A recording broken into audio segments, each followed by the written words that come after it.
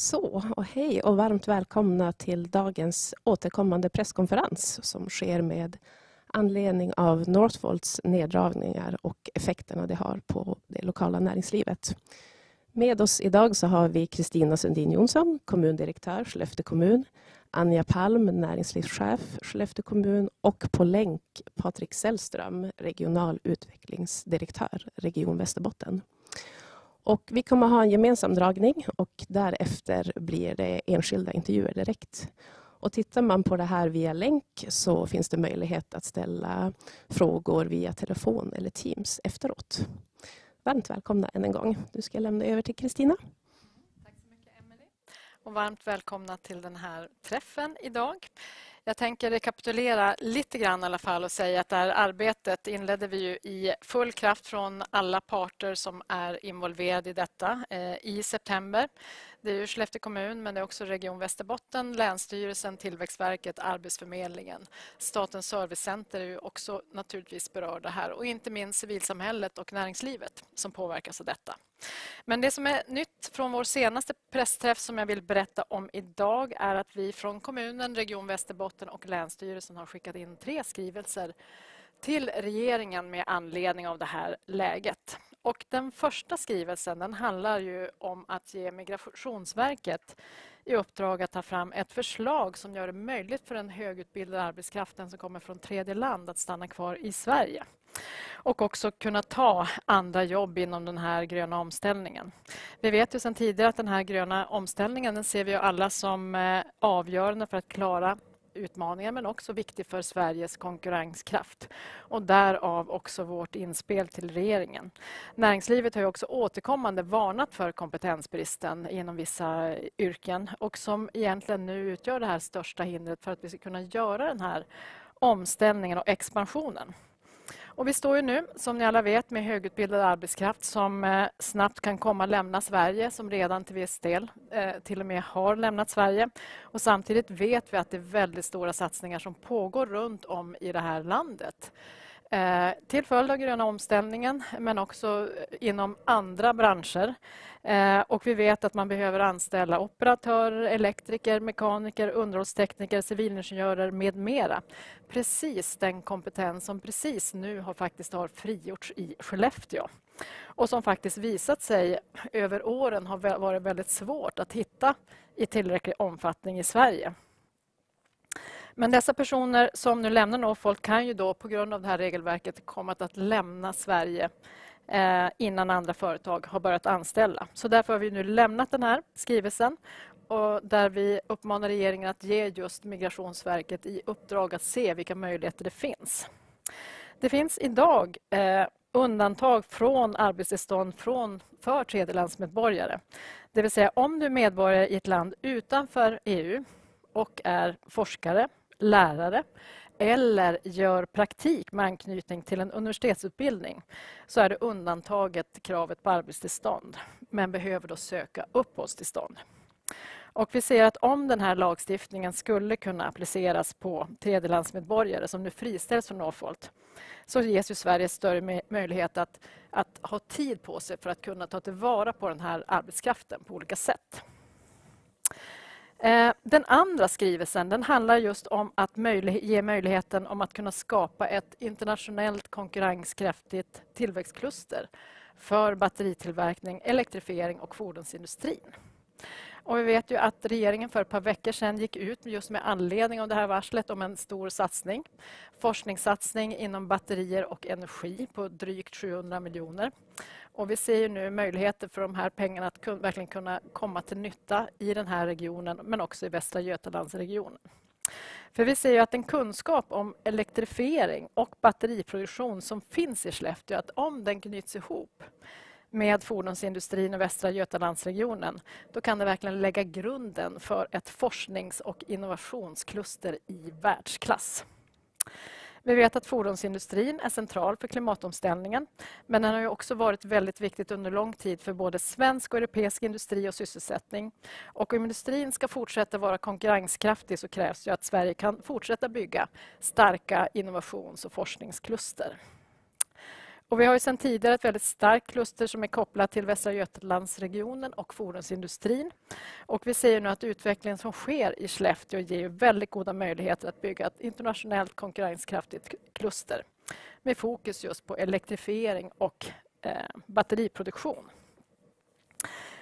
Och som sagt, vi kopplar det här då väldigt starkt med regeringens nyliga satsning på 700 miljoner inom batteri- och energiområdet. Och vi ser ju därför just nu gyllene tillfälle för regeringen att kunna göra Skellefteåregionen till ett utbildnings-, och innovationskluster kring just avancerad batteritillverkning och som rör forskning och innovationer. Och det här ligger väldigt väl till i de initiativ som just nu tas i Skellefteå. Byggandet av Skellefteå Universities Alliance men också den befintliga organisationen Arctic Center of Energy som vi kallar för ACE. Allt det här går att koppla ihop med det här förslaget som vi nu har skickat till regeringen. Den tredje skrivelsen berör Norrbotniabanan och startbeskedet för den. För det här är också någonting som har tagits upp av näringslivet. Vikten att hålla igång offentliga investeringar. Och där vi nu önskar om att få ett ganska omgående startbesked. Så de 3 skrivelserna har vi lämnat in den här veckan. Anja? Tack så mycket. Vi fortsätter vårt arbete att göra allt vad vi kan för att stötta det lokala näringslivet och individer som är drabbade i situationen. Så under den här veckan så genomförs ytterligare en arbetsgivarenkät tillsammans med arbetsgivarorganisationerna.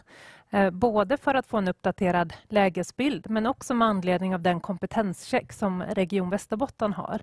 Där ställer vi frågor dels hur man som företag är påverkad av den senaste utvecklingen men också vilka kompetensbehov man har för att se om de utbildningar som finns matchar behovet eller om vi behöver titta på andra utbildningar. Enkäten har skickats ut av arbetsgivarorganisationerna men kommer ju också finnas i Näringslivskontorets sociala medier för att fånga upp ännu fler företag. Och det är möjligt att svara på den här enkäten fram till på fredag. Vi har också påbörjat ytterligare ett initiativ för matchning på arbetsmarknaden. En helt ny satsning som fokuserar på att stötta personer som är från tredje land som inte omfattas av övrigt stödsystem. Är man en person från tredje land och inte jobbat tillräckligt lång tid i Sverige så omfattas man inte av de stöd som TRR och TSL vanligtvis stöttar personer som är varslade med. Projektet är utformat som att vi har upphandlade rekryteringskonsulter som försöker matcha de här personerna till lokalt näringsliv och vi ser det som ett gyllene tillfälle att också för lokalt näringsliv att klara av kompetensförsörjningen framåt. Så att det är en insats för att lyfta fram och ta vara på den kompetens som just nu finns bland våra nya invånare samtidigt som vi hjälper näringslivet att hitta arbetskraft. Målgruppen är de som är kanske särskilt utsatta, som har en tajt tidsram att förhålla sig till och som sagt inte får annat stöd. Men en otroligt viktig målgrupp för kommunen att också försöka behålla. Tillsammans med andra initiativ vi gör, så som kampanjen Talangerna flyger, så tittar vi också på hur vi kan stötta arbetsgivare med viss del administration för att kunna söka arbetstillstånd. Kanske en process som många arbetsgivare inte tidigare har gjort, men också att kunna erbjuda svenskutbildning och handledarstöd på arbetsplatserna.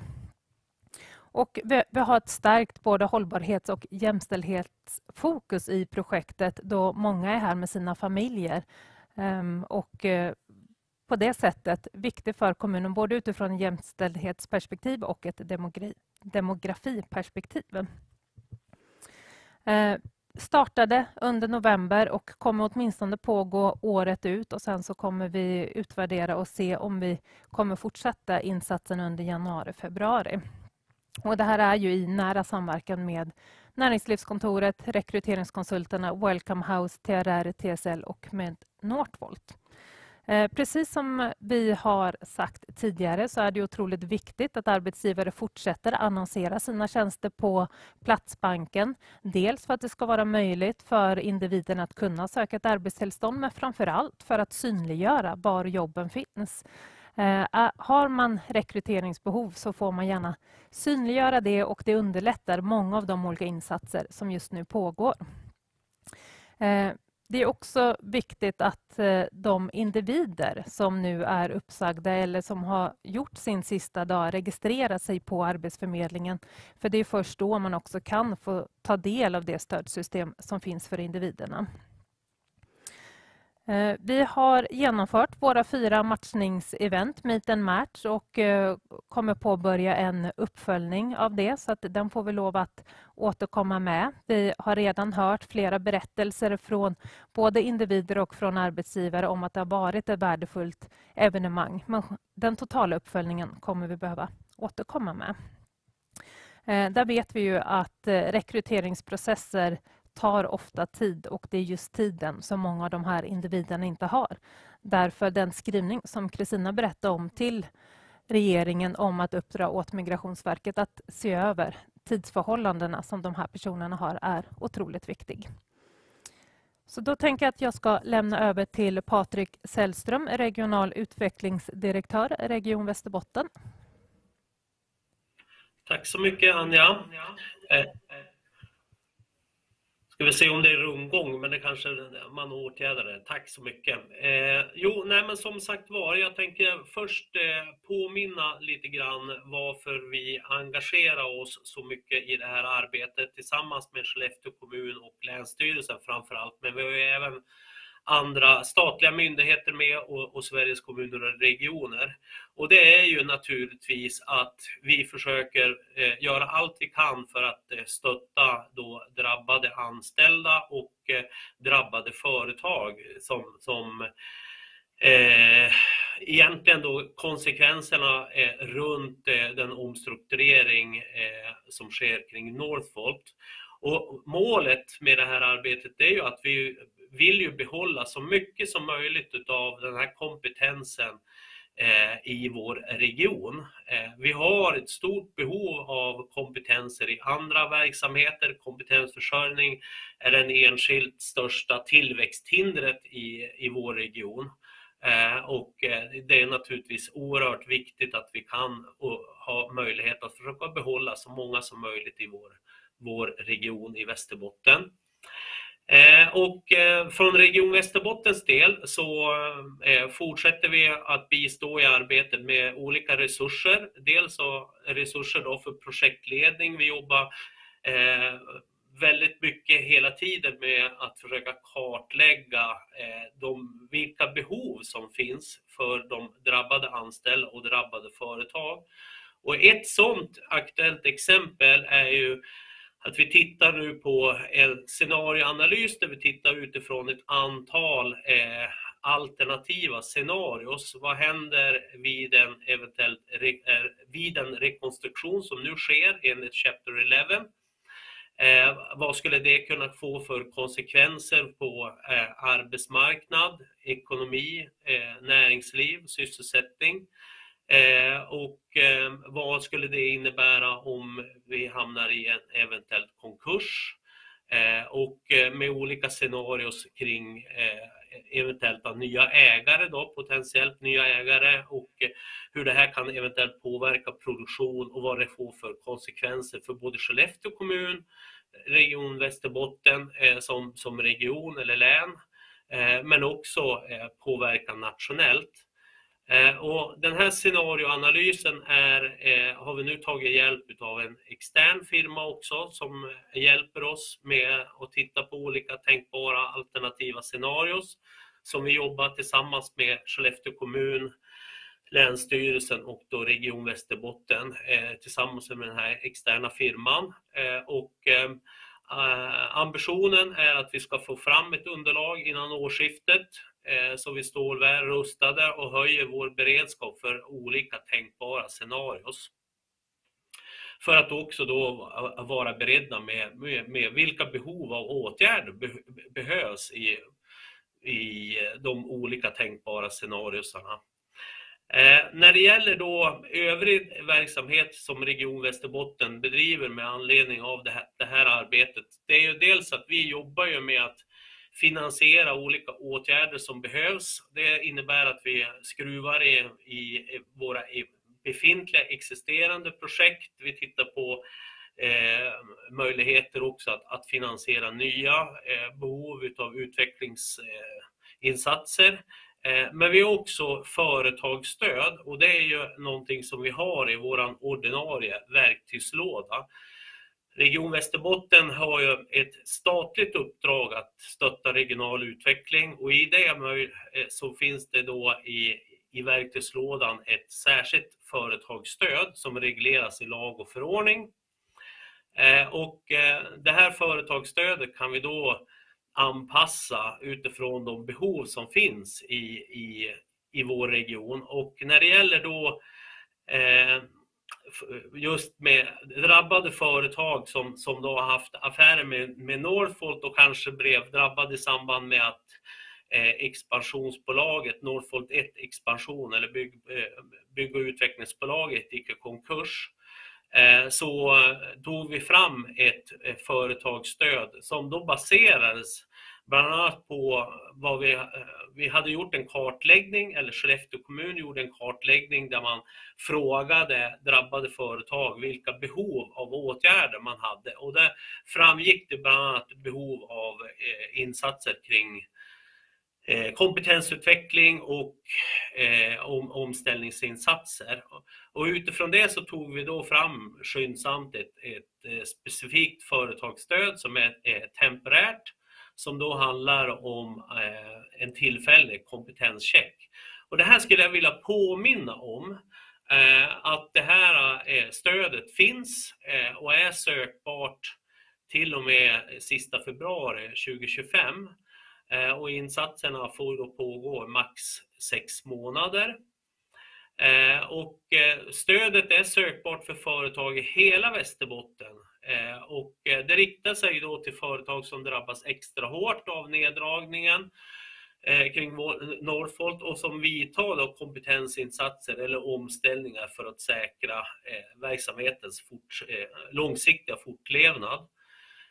Så att än en gång en påminnelse om det här stödet, att det finns och att det är sökbart i hela Västerbotten. Och är det så att det av olika skäl man ser behov av att vi behöver skruva i utformningen av det här stödet, så behöver vi också få den typen av återkoppling ifrån företag, så att vi har ett så träffsäkert företagsstöd som det bara möjligt utifrån vad förordningen och regelverket ger oss möjlighet till att stötta upp i det här skedet. Så att bara en påminnelse om den här tillfälliga kompetenschecken. Och som sagt var, scenarioanalysen, den kommer vi att återkomma kring när den är färdig strax innan årsskiftet, skulle jag säga. Jag stoppar där.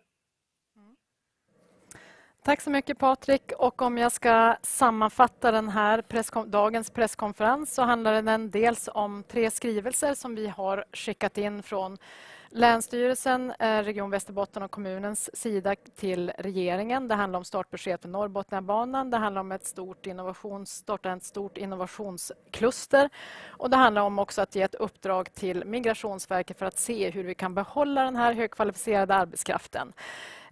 Vi ser ju att den här målbilden som vi har, att behålla den här arbetskraften i Skellefteå, regionen, norra Sverige, egentligen hela Sverige. Det är en del av målbilden, samtidigt som vi också jobbar med målbilden att försöka underlätta för näringslivet så mycket som möjligt. Och det har Anja Palm, vår näringslivschef, kommunens näringslivschef, berättat om idag, vilka åtgärder vi gör. Inte minst för att kunna också anställa människor som pratar ett annat språk, engelska, och vilket stöd vi har i det. Vi har pratat också om andra stödmöjligheter till näringslivet, inte minst också genom det som ni gör, Patrik, på Region Västerbotten med stödcheckar och annat. Så med detta vill vi tacka alla som har sett på sändningen idag, och vi återkommer igen om ett par veckor.